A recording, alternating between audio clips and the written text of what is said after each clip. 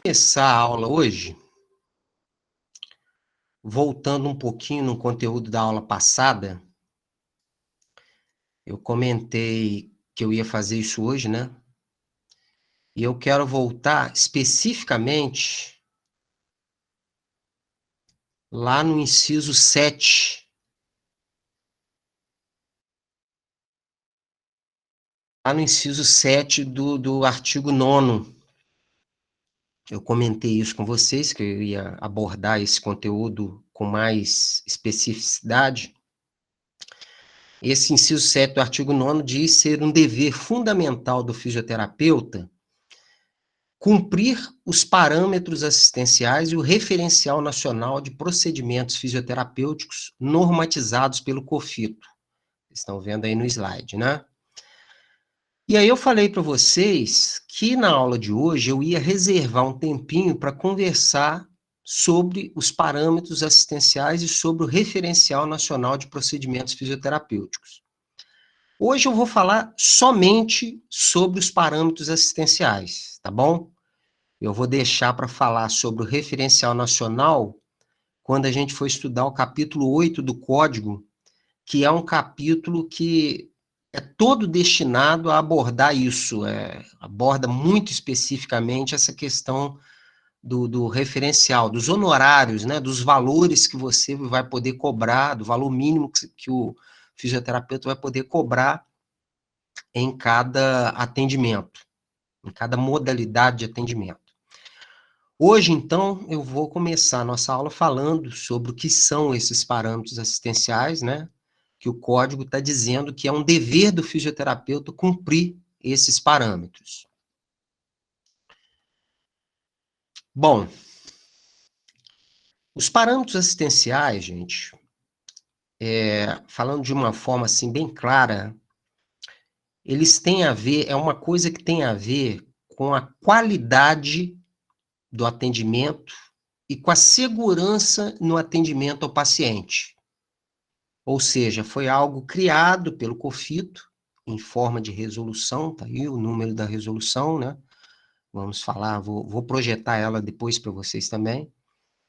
Então, houve a necessidade de se criar uma normatização que vai fornecer ao fisioterapeuta, ao profissional, parâmetros que vão apurar a qualidade do seu atendimento e, com isso, promover a segurança do paciente. Então, tem muito a ver também com a responsabilidade do fisioterapeuta, né, enquanto profissional de saúde. Os parâmetros ajudam ele a ser um profissional de saúde respeitável.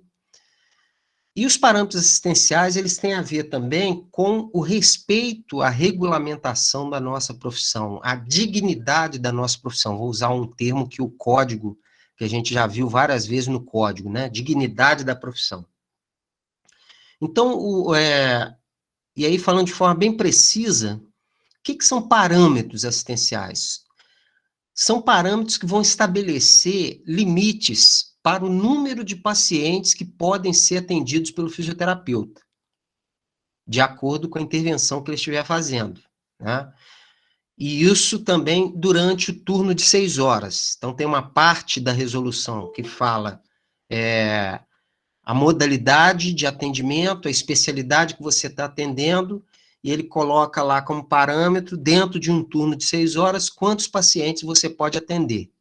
Então, o COFITO ele lançou essa resolução, né, a 444/2014, que já está, inclusive, postada lá no AVA, né, já postei ela lá, no conteúdo de nota 1. E essa é a resolução, essa 444 é a resolução que define esses parâmetros. É uma resolução que foi editada pelo COFITO. Quando eu falo que o COFITO houve a necessidade do COFITO de criar essa resolução, houve uma necessidade, na verdade, dos próprios fisioterapeutas, da própria categoria, né? Do próprio fisioterapeuta que está lá no mercado de trabalho. Ou seja, esses parâmetros eles foram criados por uma solicitação dos próprios fisioterapeutas que estavam atuando no mercado de trabalho. Por quê? Porque muitos profissionais cansaram de ver vários outros profissionais ou várias outras instituições de saúde fazendo, assim, malabarismos, digamos assim, durante o atendimento fisioterapêutico que eles prestavam. Ou seja, cansaram de ver uma sistemática de atendimento que muitas vezes feria a ética da profissão. Vocês vão entender o que eu quero dizer, tá? Era um tipo de atendimento, o que motivou a criação dos parâmetros assistenciais? Foi a popularização de um tipo de atendimento, uma forma de fazer fisioterapia que, além de não atender às necessidades dos pacientes, até mesmo prejudicavam esses pacientes. E tentando falar de forma ainda mais clara, né? São aqueles profissionais, né, gente, que fazem o atendimento, aqueles atendimentos no esquema de baseada, né? Aquele esquema de atacadão. Eu não sei se vocês já foram à feira, né? Feira Livre. Barra Mansa tem uma pequena, Volta Redonda tem uma maior, né? Não sei se essa nova geração não vai na feira, né? Mas na feira tem aqueles produtos que são vendidos por baciada, né? A pessoa coloca lá tantos tomates na bacia, tantos reais a baciada. Então, esse tipo de atendimento, que eu estou chamando aqui vulgarmente de atendimento de baciada, isso é uma coisa que fere a ética profissional. É por isso que eu entendo que é preciso a gente abordar esse conteúdo de uma forma mais específica, né? Então, são o quê? São aquelas clínicas, gente, ou alas de hospitais, né? Montadas com salas de atendimento para fisioterapia, com equipamentos, várias macas, muitos pacientes e com um ou dois fisioterapeutas e o paciente lá fazendo fisioterapia, né? Fazendo fisioterapia entre aspas, né? Porque esse atendimento de baseada, ele vai resultar numa modalidade de atendimento que é o atendimento relâmpago, né? Outro termo aí que eu estou vulgarizando, mas é só para vocês entenderem, né? Nesse cenário, nesse contexto, aquele monte de macas, aquele monte de pacientes e poucos profissionais, em uma hora, o profissional ele tem que atender, às vezes, até 10 pacientes. E aí você coloca isso em média isso aí dá mais ou menos um atendimento a cada 6 minutos, né? E é devido a esse tipo de atendimento que a gente acaba sendo obrigado a ouvir por aí, né? Muita gente falando, muito paciente falando: "Ah, fisioterapia não adianta para nada, né? Eu fiz 20 sessões, fiz 30 sessões, adiantou nada". Se esses pacientes tiveram a falta de sorte de terem sido atendidos em baseada, nesse esquema de baseada, né, com atendimentos relâmpago, realmente fica até difícil a gente defender a profissão. Fica difícil defender a fisioterapia quando você vê pacientes que foram tratados dessa forma. É aquela forma que, como eu disse, né, além do paciente não conseguir a melhora do quadro que ele apresenta, ele ainda, de quebra, ele acaba desvalorizando a profissão, e muitas vezes com razão, né. E é bom que se diga, gente, isso eu quero que vocês entendam, para eu não ser mal interpretado, tá. É bom que se diga que esse tipo de atendimento não é culpa exclusiva do profissional que está lá no mercado de trabalho. Vocês me conhecem, né, a gente já teve em outras aulas, outros alunos me conhecem até em outros cursos, né. Eu tento sempre não dourar a pílula. Eu uso sempre um termo, né. Gente, e na vida como ela é? E na realidade, no mercado de trabalho? Ou seja, eu não estou aqui para convencer vocês de que a fisioterapia é um mundo lindo, maravilhoso, cheio de facilidades, muito pelo contrário. O mercado de trabalho do fisioterapeuta, muitas vezes, ele é cruel. E quando eu faço essa crítica, é por isso que eu não quero ser mal interpretado, Quando eu critico esse profissional que tem o hábito de atender por baseada, já que eu usei esse termo, vou até o final com ele, né? Muitas vezes, gente, ele foi levado para aquilo. Foi o que ele conseguiu de emprego, né? Ele às vezes tem que é o que surgiu na hora, é o que o mercado de trabalho ofereceu, e aí ele olha, ele tem família, ele tem filho pequeno, ele pega aquilo. E é isso e essa é a realidade que ele encontra. É o empregador cobrando dele produtividade, comparando, né? Às vezes tem empregadores que são cruéis, né? Gestores de clínicas que são cruéis, né? Compara a produtividade de um fisioterapeuta com o outro e usa isso como pressão para o cara ser mais produtivo. Mas é por isso que eu digo que eu não gosto de dizer que isso é culpa exclusiva do profissional que está no mercado de trabalho. É claro, gente, ninguém vai sair de casa intencionalmente para prestar um serviço ruim. Eu tenho certeza que nenhum profissional, ele sai de casa falando assim: "Ah, hoje eu vou trabalhar, vou atender uns pacientes, vou prestar uma porcaria de serviço, porque eu não quero ver ninguém reabilitado. Não quero curar ninguém, não quero reabilitar ninguém". Ninguém que está no mercado de trabalho pensa assim.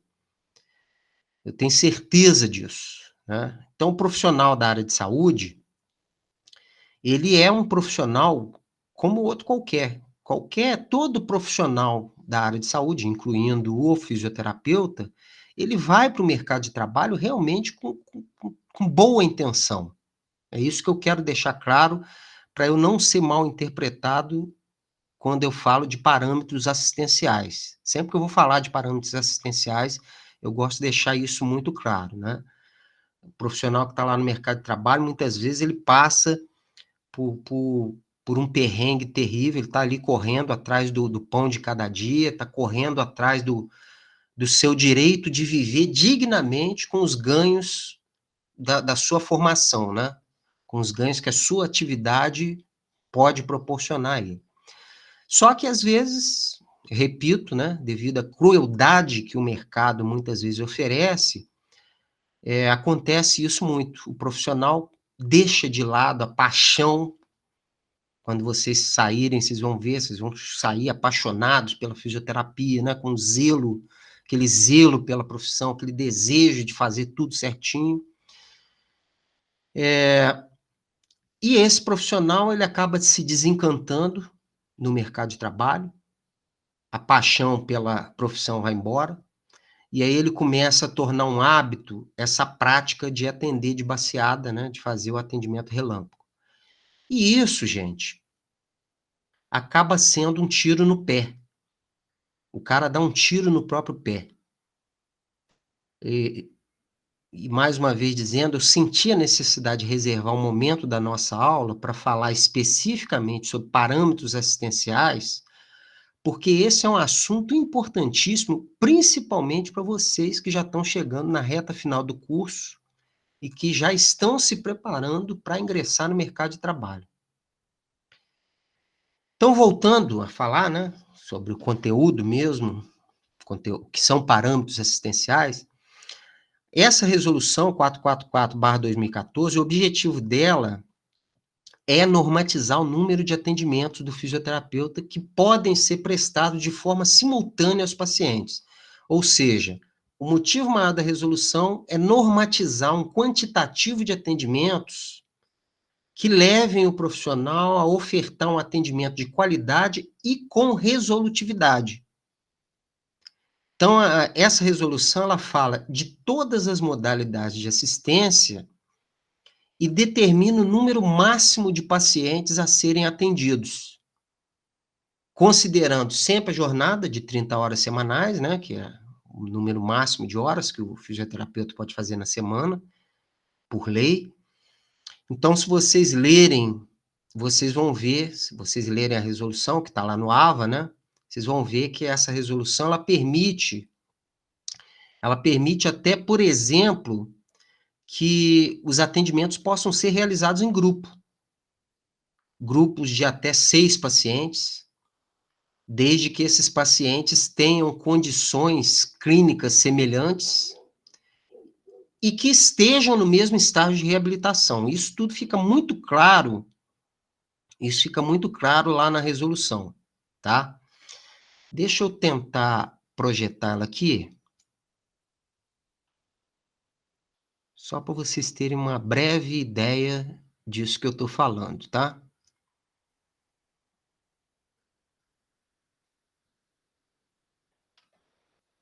Projetar aqui a resolução.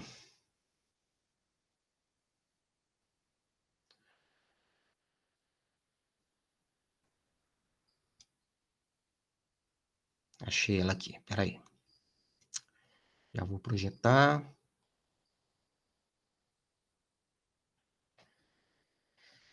Foi.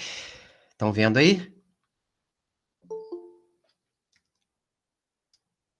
Todo mundo visualizando, gente?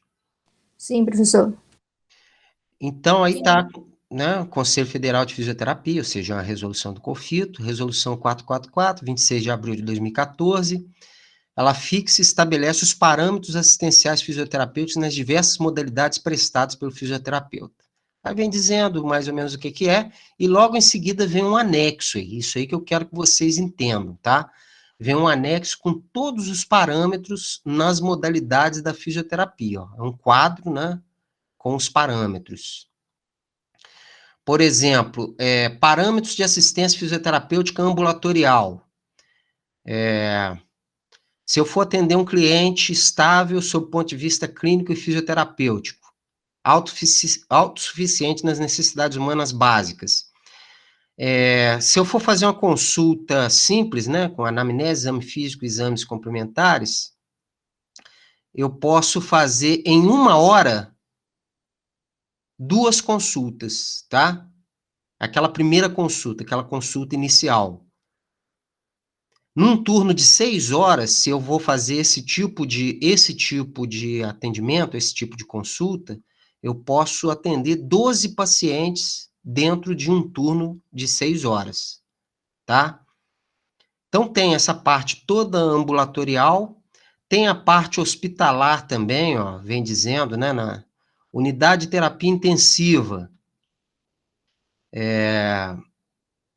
quantidade de pacientes assistidos por turno de 6 horas, dentro da unidade de terapia intensiva, de 6 a 10 pacientes, tá? Num turno de 6 horas.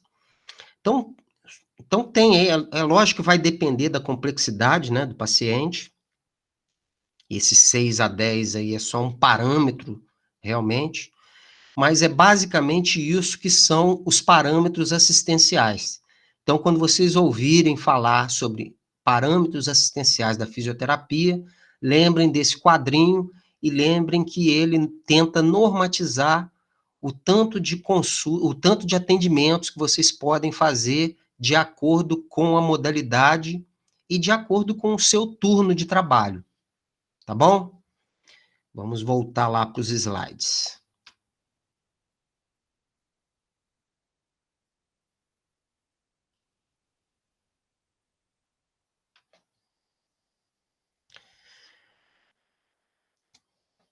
Estou projetando aí. Então, gente, então os parâmetros assistenciais, eles servem para isso, né? Para dar esse dimensionamento de tempo e de formato de atendimento, né? Para os seus pacientes, para evitar, por exemplo, aqueles casos, como aquela questão que eu comentei, que é aquele atendimento de baseada, né? Atendimentos com um número muito elevado de pacientes e atendimentos com uma baixíssima resolutividade. E isso, gente, olha só, eu não vou dizer aqui da região, mas isso, infelizmente, é um problema muito frequente em grandes cidades, né? O CREFITO é uma das coisas que eles mais conseguem punir, multar, né? Nas fiscalizações. Eles têm que observar muito isso durante as fiscalizações. Mas aí eu, seguindo ainda aquela questão da vida como ela é, né? Da vida real, eu pergunto, e o outro lado? Né? E no mercado de trabalho, será que isso funciona? Será que esses parâmetros assistenciais eles funcionam? Será mesmo que tem como trabalhar, tem como tocar uma clínica seguindo à risca esses parâmetros assistenciais? Eu fui num evento uma vez, um evento do CREFITO, né? Na época, eu cheguei a trabalhar muito com o pessoal lá da Comissão de Ética em Pesquisa, do CREFITO, e teve um evento que eu precisei ir, e um colega levantou nesse evento, ele falou assim, teve um não lembro se era um diretor do CREFITO, né, ele falou sobre os parâmetros assistenciais, algumas coisas que ele queria mudar nos parâmetros assistenciais, e aí um colega levantou e falou assim: "Ó, gente, muito bonito esse lance de parâmetros assistenciais, é muito bonito esse lance de dignidade da profissão, atendimento personalizado, mas e as minhas contas? Como é que eu faço no fim do mês se eu tiver que atender um paciente por hora ou dois, como essa resolução aí está sugerindo? Como é que eu vou sobreviver se eu tiver que atender obedecendo essa resolução aí?" Aí falou, ele chegou a falar, né? "Vocês sabem o valor que as operadoras de plano de saúde estão pagando aqui em Campinas?" Acabei falando a cidade, né? "Vocês sabem o valor que as operadoras estão pagando para atendimento fisioterapêutico aqui na cidade?" E se a gente for falar em cidades grandes, gente, Rio de Janeiro, São Paulo, mesmo aquela região que foi ali, né? Interior de São Paulo, né? Que tem aquelas clínicas grandes, com uma estrutura gigante e com poucos fisioterapeutas para atingirem lá a produtividade, esses caras acabam realmente descumprindo o tempo todo esses parâmetros assistenciais. E o grande problema é que esse descumprimento desses parâmetros assistenciais, na maioria das vezes, ele é acompanhado também de outras irregularidades. Então, normalmente, o profissional que coloca essa justificativa, né, de que ele vai receber pouco da operadora, além dele não se importar em cumprir os parâmetros assistenciais, ele vai cometendo outras irregularidades, como, por exemplo, ele acaba colocando estagiários acima do número permitido, ele não consegue manter os prontuários dos pacientes atualizados. Isso também é um problema grave, né? Tem uma resolução específica, aliás, do COFITO, que também determina isso, a atualização dos prontuários, aquela loucura, né? Por produtividade, o cara não tem tempo de atualizar prontuários. E o prontuário é um documento importantíssimo, né? Vocês estão vendo isso nos estágios. Porque o prontuário é que vai facilitar, né, a comunicação entre os profissionais que estão atendendo aqueles pacientes, é o prontuário que vai promover a integração entre a equipe, ou seja, o prontuário atua, parece que é burocrático, mas ele acaba atuando diretamente na evolução do paciente, na qualidade do tratamento. Então, o cara, além de descumprir essa questão dos parâmetros assistenciais, ele também acaba colocando estagiários acima do permitido, não preenchendo corretamente os prontuários, deixando prontuários todos defasados. Ele também acaba atendendo por valores abaixo do que está previsto nos referenciais honorários, né? Que é o assunto que a gente vai abordar lá no capítulo 8, que são os valores de atendimento, né? Então, o grande problema é que o descumprimento dos parâmetros assistenciais, ele geralmente ele é acompanhado dessa sequência de irregularidades. É um efeito dominó, né? O cara começa descumprindo a determinação de número de pacientes por tempo de atendimento e vai desrespeitando várias outras coisas, e com essa justificativa de que a operadora, de que o plano de saúde paga pouco, ele acaba descumprindo várias outras normas. Para quê? Para tentar fechar a conta no final do mês. E aí falo para vocês também que estão próximos de ingressar no mercado de trabalho, né? O que vocês precisam entender? O que um profissional de fisioterapia que está lá no mercado de trabalho precisa entender? Esse tipo de procedimento que eu estou dizendo aí, cheio de irregularidades, sem cumprir os parâmetros assistenciais, a curto ou médio prazo, ele está fadado ao fracasso. você está jogando, você está colocando em risco o sucesso do seu negócio. Porque, na verdade, gente, o que acontece? O cara passa a oferecer um atendimento de forma insegura para o paciente, né, com uma baixíssima resolutividade, ou seja, um atendimento que não vai resolver o problema do paciente, a qualidade do serviço prestado vai ser muito baixa, e isso vai, a curto ou médio prazo, afetar a credibilidade do negócio dele. E vai também contribuir para uma imagem muito negativa da profissão, como eu falei, né? Para a dignidade da profissão. O cara cai num círculo vicioso, né? O cara pensa assim: a operadora paga pouco, então eu vou oferecer um atendimento bem rapidinho, de baixa resolutividade, e aí a coisa vai se perpetuando e vai rodando, eu vou atendendo, vou jogando gente para dentro, vou aumentando o número de estandes, aumentando o número de macas, e assim eu consigo fechar legal o fim do mês, né? Então, infelizmente, é muito profissional, muitos não, né? A gente visualiza profissionais que pensam assim, aquela história, né? O plano de saúde finge que me paga, eu finjo que atendo. Esse é um pensamento medíocre, né? O profissional que tem uma clínica, para chegar no fim do mês, ele precisa praticar esse círculo vicioso. Isso é algo que eu não consigo entender como que a pessoa consegue trabalhar só nesse sentido, né? De fechar as contas só com esse objetivo, de fechar as contas no fim do mês. Fechou as contas, mas com o custo da credibilidade dele como fisioterapeuta. E outra coisa, né? Por quanto tempo ele vai conseguir se manter no mercado de trabalho agindo assim? Porque chega um momento, e isso também acontece muito, tá?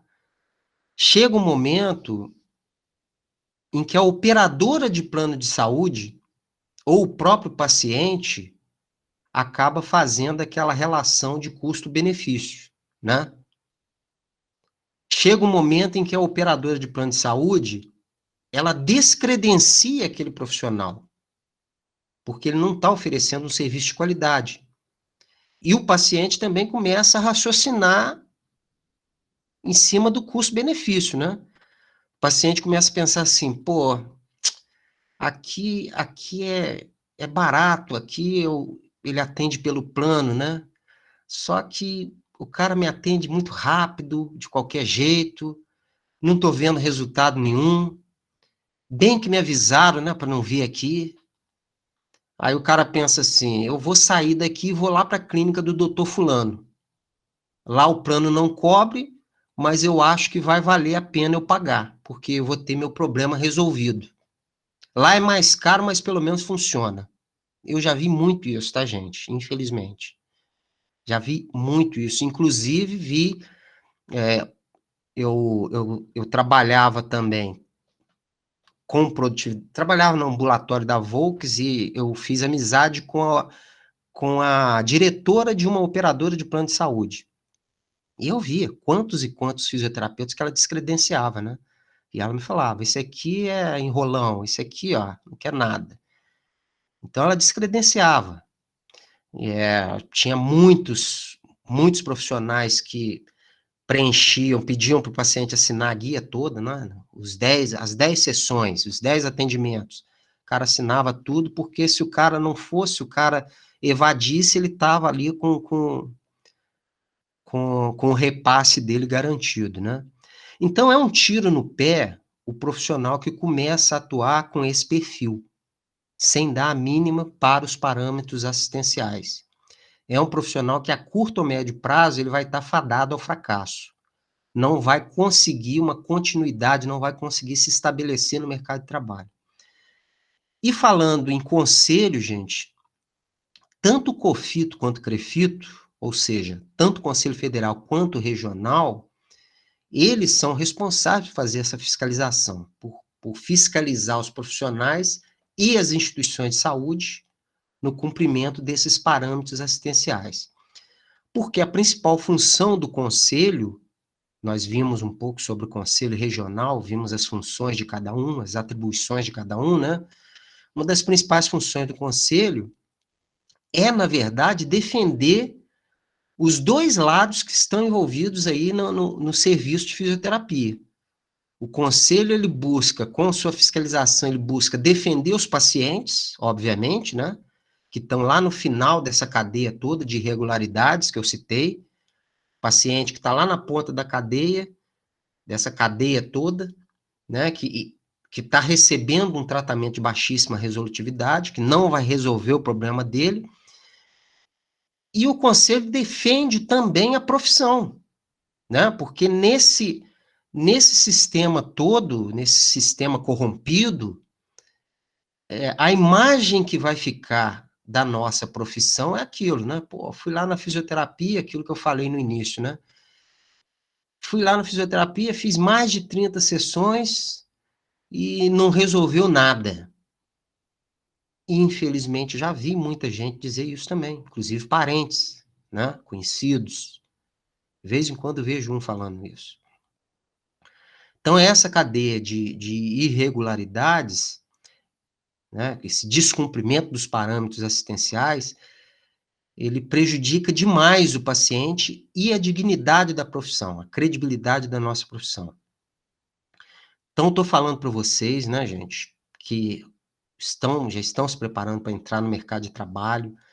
Estou falando para vocês que já estão pensando em fazer um investimento que não é baixo, é um investimento alto, né? Montar uma clínica. Vocês que estão guardando já um dinheirinho aí para de repente montar uma clínica, um consultório, é preciso que se entenda o seguinte: o mesmo paciente que sofre por esse processo todo, que às vezes tem a falta de sorte de pegar um profissional que não observa os parâmetros assistenciais, é o mesmo paciente que é responsável pela melhor ferramenta de marketing que um profissional pode ter, que é o boca a boca. Eu sempre falo isso, né, para os colegas, né? É a melhor ferramenta de marketing, o boca a boca.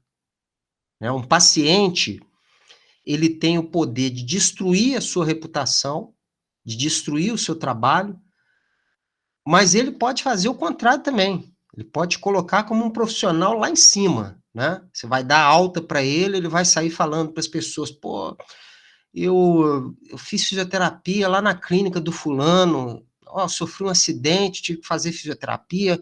Ah, você fez aonde? Fiz lá na clínica do fulano. Cara, olha, pô, atendimento top, tá? Olha meu braço, ó. Eu não conseguia fazer esse movimento aqui, ó. Olha como é que eu tô agora, né? Isso aí, felizmente, eu já ouvi muita gente dizer também. Falando do outro lado agora, né?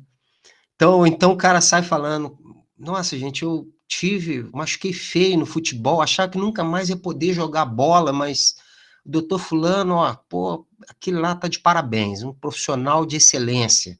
O cara se dedicava o tempo dele ali nos atendimentos. Hoje, se eu posso jogar bola, eu devo isso a ele.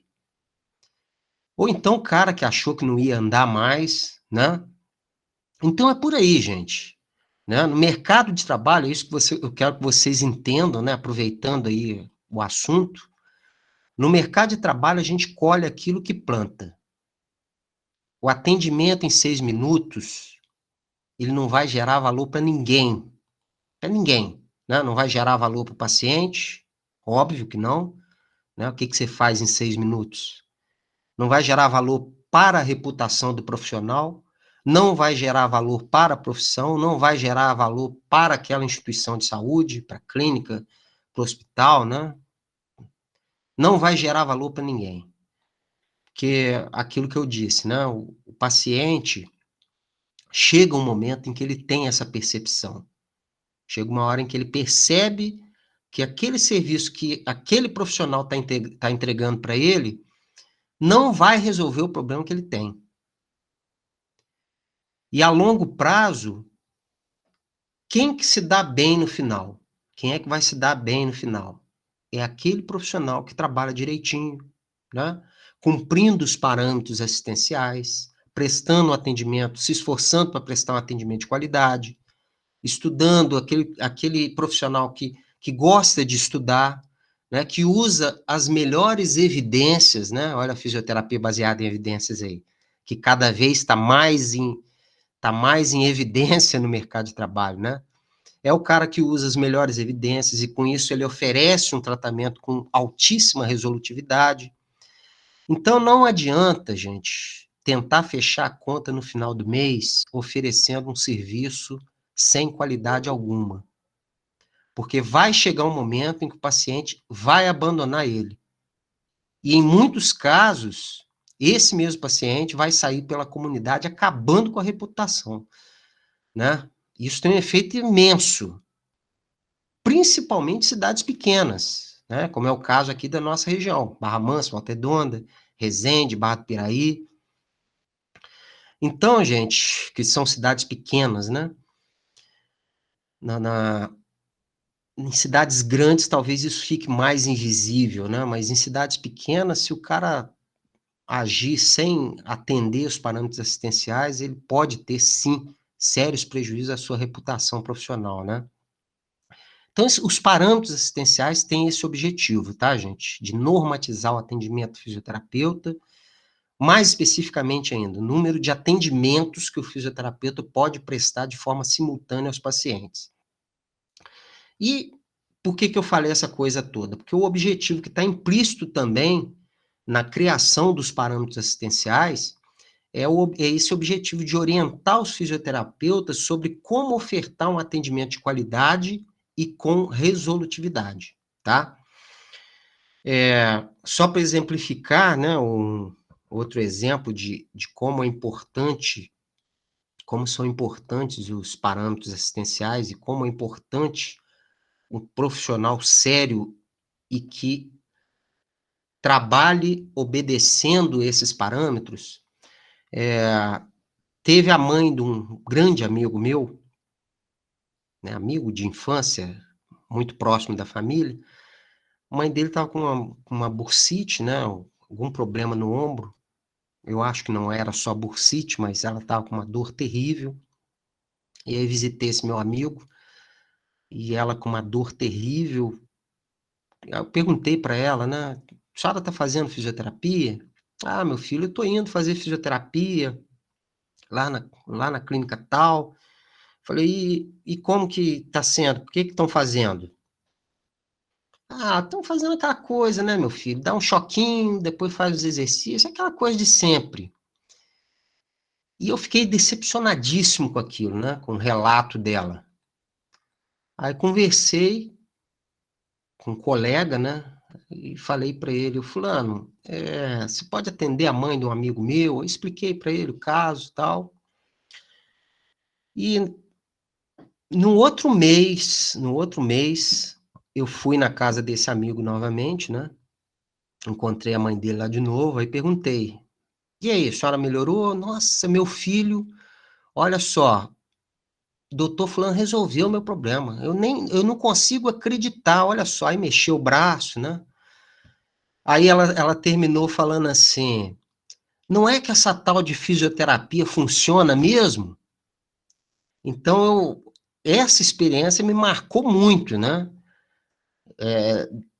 Primeiramente de forma negativa, né, porque a gente vê que existe esse descrédito, essa descrença em relação à fisioterapia, por incrível que pareça, ainda existe essa descrença, né? Mas eu acredito que é muito por conta dela nunca ter tido uma experiência decente com a fisioterapia. Então esse é mais um motivo pelo qual a gente precisa ter essa mentalidade de que os parâmetros assistenciais não são apenas mais uma resolução do CREFITO para encher o saco e para tentar se meter na forma como o fisioterapeuta trabalha. Não é isso, tá? E uma outra experiência que tem a ver com os parâmetros assistenciais foi um relato também de um colega do CREFITO, né?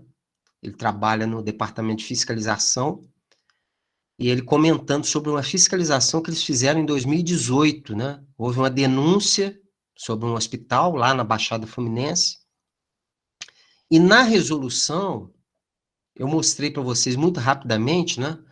mas tem todos uns parâmetros, tem ali os parâmetros da área hospitalar, né? Então, há um parâmetro lá na área hospitalar, né, de 10 atendimentos por 6 horas, isso a gente chegou até a ver, né? E é um parâmetro que, dependendo da complexidade dos casos, como eu falei, já é um parâmetro que você não vai conseguir chegar a atender, né? Dependendo da complexidade dos casos que você está atendendo no hospital, em alta complexidade, você não consegue atender 10 pacientes nessas 6 horas. E nesse hospital que eles foram fiscalizar, eles encontraram lá os registros, eles analisaram lá os registros, e eles chegaram à conclusão que tinham fisioterapeutas atendendo por volta de 16 a 18 pacientes em 6 horas. Isso não serve para nada, gente, tá? Isso aí é fingir que está atendendo, é fingir que está fazendo alguma coisa com o paciente, né? Isso aí eu até falei para ele, né? Dependendo da fé do paciente, valeria a pena ele levar, de repente, água benta, né? Talvez desse mais resultado do que a intervenção que esses fisioterapeutas estavam fazendo nos pacientes que estavam lá internados, né? Então é isso, gente. Usei esses casos só para exemplificar a importância dos parâmetros assistenciais, né? Esse conteúdo é fundamental. Desculpem a sair um pouco do plano de ensino para falar sobre isso, mas era fundamental que eu passasse isso a vocês, tá? Embora o código apenas mencione os parâmetros assistenciais, nesse inciso 7º, né? Cumprir os parâmetros assistenciais, é isso que está no código. O código só fala isso. Mas era preciso nortear vocês sobre o que são parâmetros assistenciais. E é isso que eu quero que vocês entendam, não somente agora, mas principalmente quando vocês estiverem no mercado de trabalho. Ok? Beleza, então? Alguma dúvida? Podemos ir em frente?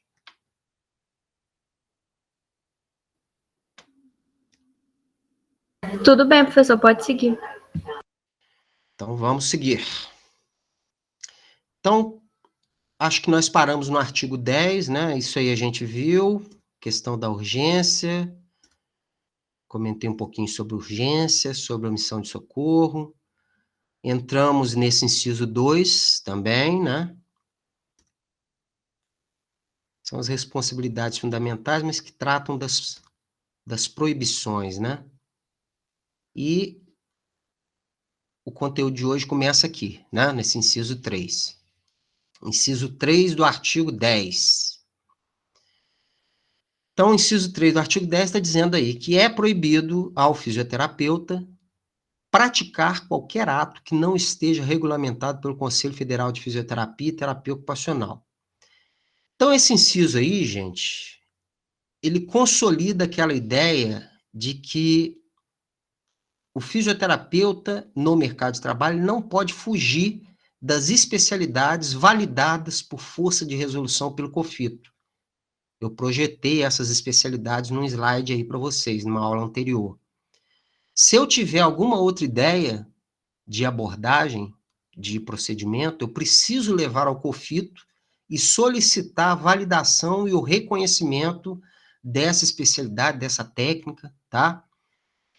É o caso da microfisioterapia, né? Que eu fui investigar junto aos conselhos, porque surgiu a dúvida de alguém aqui na turma, né?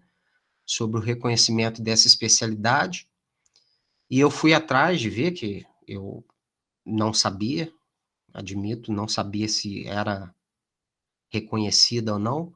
E depois de eu investigar lá com vários setores do conselho, a resposta a essa situação da microfisioterapia foi que ela ainda não está validada pelo COFITO como especialidade, mas que tem o caso do CREFITO 8, né, o Conselho Regional de Fisioterapia da 8ª Região, CREFITO lá do Paraná.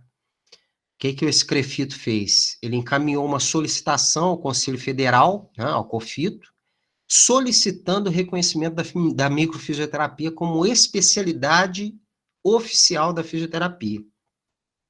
O COFITO analisou esse pedido e fez o seguinte: como vários profissionais já estavam se especializando nisso, o COFITO autorizou que os profissionais daquela região pudessem utilizar a microfisioterapia em caráter experimental.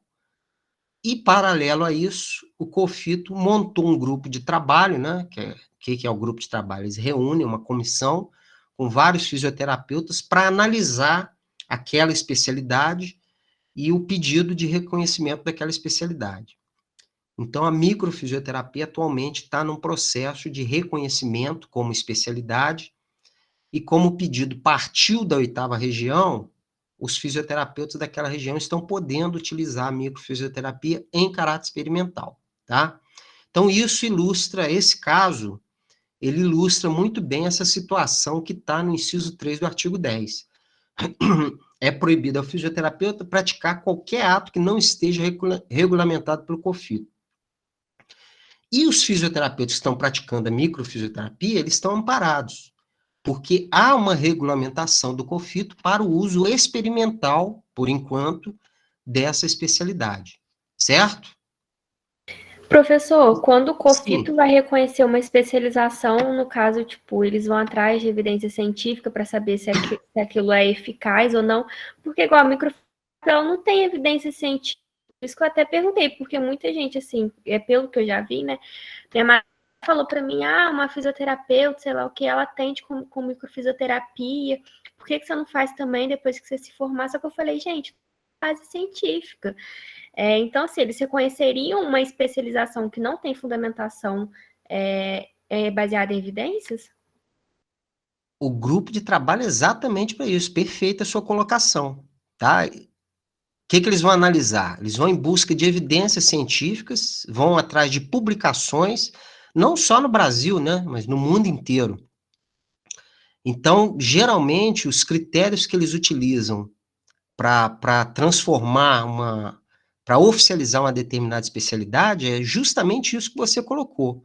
Tem que ter evidências científicas, entendendo o seguinte, tem que ser evidências científicas de alto valor, ou seja, estudos com amostra enorme, né, com rigor científico, com rigor metodológico muito bem montado, e só a partir daí que eles começam a pensar em validar aquela especialidade, tá? Pelo que eu conversei no CREFITO e no COFITO, quando eu fui ver essa questão da microfisioterapia, a grande barreira, por enquanto, continua sendo essa. Muito pouca pesquisa relativa utilizando a microfisioterapia, né? E com muito pouca pesquisa, tem pouca publicação e, consequentemente, poucas evidências científicas. Então, é a grande barreira que a microfisioterapia tem hoje, tá? Então, pode-se dizer que vai demorar um tempo aí para essa especialidade se oficializar como especialidade da fisioterapia e se acontecer, né?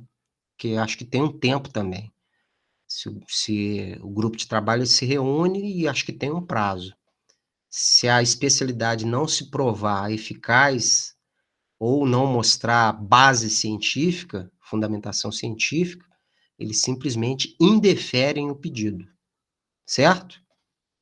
Entendi. Então, esses profissionais do Paraná que estão realizando a microfisioterapia como caráter experimental, seria, tipo, como que é isso para o COFITO? Eles Então, pegam dados desses atendimentos, ou como que é essa questão de experimental? então, na verdade, eles estão autorizados a utilizar a microfisioterapia, né? Eles provavelmente eles mandaram no processo de reconhecimento, eles mandaram lá vários casos, vários relatos de caso, né? Possivelmente lá da região mesmo, casos de pacientes relatando melhoras, né? E por isso convenceram o CREFITO lá da região, o CREFITO 8, a abrir esse processo. E provavelmente eles devem fazer, sabendo que tem esse grupo de trabalho montado, eles devem fazer dos atendimentos pesquisas também, né? Eu, por exemplo, se estivesse nesse processo, eu combinaria com todos os colegas que são adeptos da microfisioterapia, olha, vamos juntar dados e vamos montar aí uma pesquisa longitudinal, né? Algo que tenha um tempo e que seja uma pesquisa aí de 2 anos, pelo menos, e vamos juntar todos os dados de todos os casos e vamos montar uma pesquisa e montar um artigo, né? Publicar isso. Possivelmente é isso que eles estão fazendo, né? Mas eu, sinceramente, não sei, eu não entrei nas bases de dados para ver a questão das evidências, não me aprofundei nisso, né?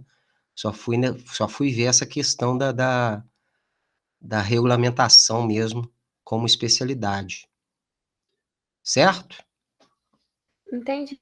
Obrigada. Vamos em frente. Inciso 4º. É proibido ao fisioterapeuta autorizar a utilização ou não coibi-la, mesmo a título gratuito, de seu nome ou de sociedade que seja sócio, para atos que impliquem na mercantilização da saúde. O que esse inciso 4º está dizendo, gente, não é que o fisioterapeuta está proibido de fazer propaganda. Se a gente lê sem atenção, a gente vai achar que é isso. Ah, o código proíbe a gente fazer propaganda, de usar o nosso nome. O que esse inciso 4º está proibindo, na verdade, é que o profissional, usando de seu renome, o que é o renome? O seu profissional destacado, profissional destaque na sociedade, profissional que já alcançou um destaque na sociedade, um destaque merecido, diga-se de passagem, né? O cara que atua, ele é muito bom no que faz, então ele ganha ali um renome por sua atuação, mas o código está dizendo que esse profissional ele não pode usar esse renome, não pode usar esse destaque para chancelar ou para vender um determinado produto ou uma determinada técnica.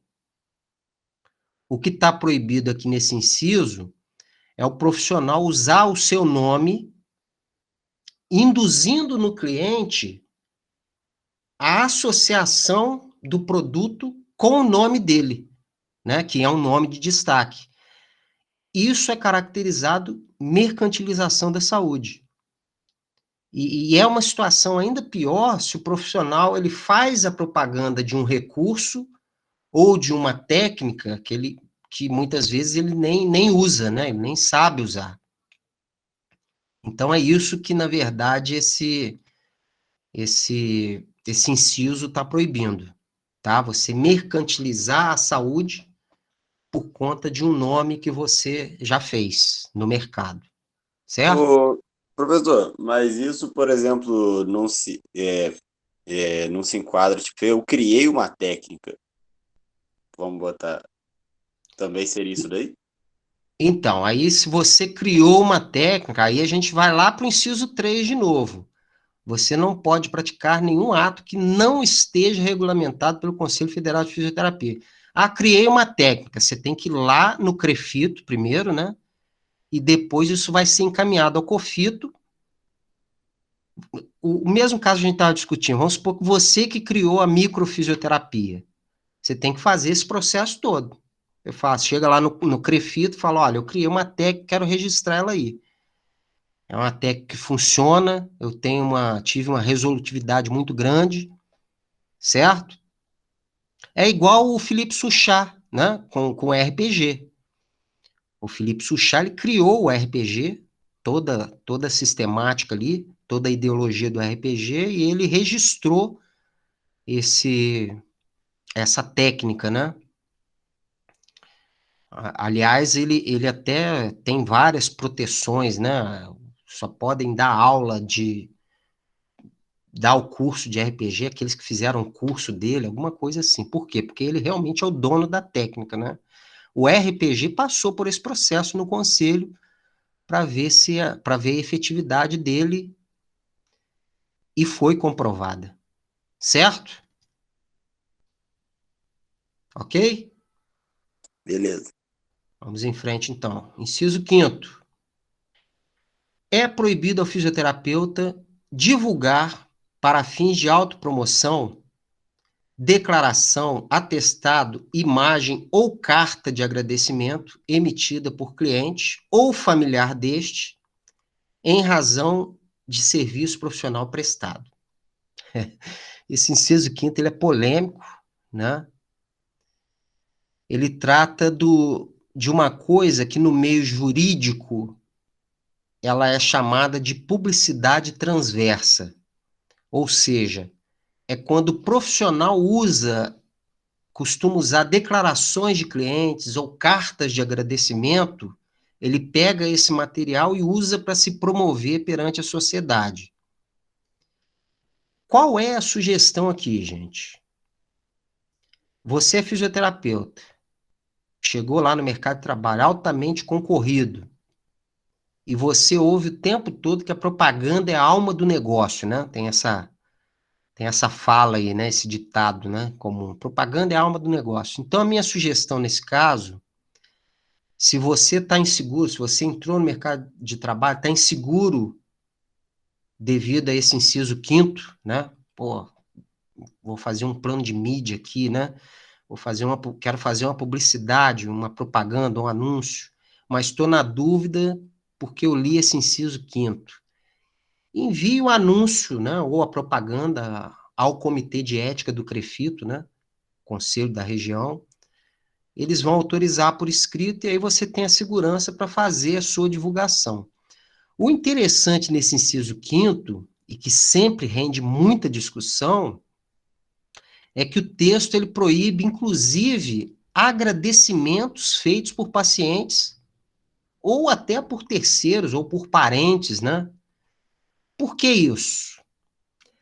Porque o conselho ele entende que se fosse permitido isso iria resultar em propaganda ilegal, né? Ou tem até um artigo, esqueci o número agora, concorrência desleal, né? Ou seja, alguns profissionais poderiam agir de má fé, pedindo a algum paciente para fazer um agradecimento nas redes sociais, por exemplo, né? Elogiando ele nas redes sociais, e com isso esse inciso do código perderia o efeito. Então, o entendimento do conselho é responsabilizar, sim, o profissional, até mesmo por textos feitos por terceiros, né? E isso está cada vez pior, porque nas redes a gente acaba vendo isso, né? A gente acaba se deparando com isso. Mas, se você é fisioterapeuta, está no mercado de trabalho e isso ocorrer, né? Algum parente, você tratou, foi muito bom, resolveu o problema dele, aí ele faz o agradecimento para você, olha, consultem lá com o doutor fulano, é meu primo, ele é sensacional, é minha sobrinha, ela é sensacional, é uma profissional de excelência, se tiverem com problema, ela resolveu o meu problema, com todo jeito você vai pedir para retirar, né, sob o argumento de que isso fere o código de ética da sua profissão, tá? Dá muita discussão esse inciso 5º, mas, de fato, são muitos profissionais que, às vezes, agem de má fé e acabam criando, realmente, uma concorrência desleal, né? Um tipo de publicidade muito desleal. Certo? São 21h37, deixa eu ver aqui. Não, a gente termina... Na próxima aula a gente termina esse capítulo 2 e já entra no capítulo 3. Certo? Por hoje é só. Dúvidas, gente? Considerações, observações?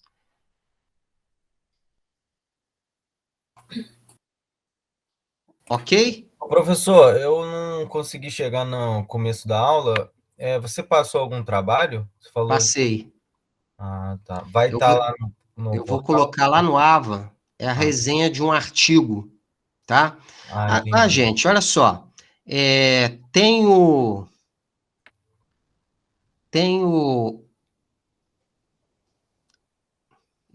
aqui, deixa eu achar aqui, eu tenho o link em HTML do artigo, porque o artigo em PDF vai estar em espanhol. Vou postar aqui no chat.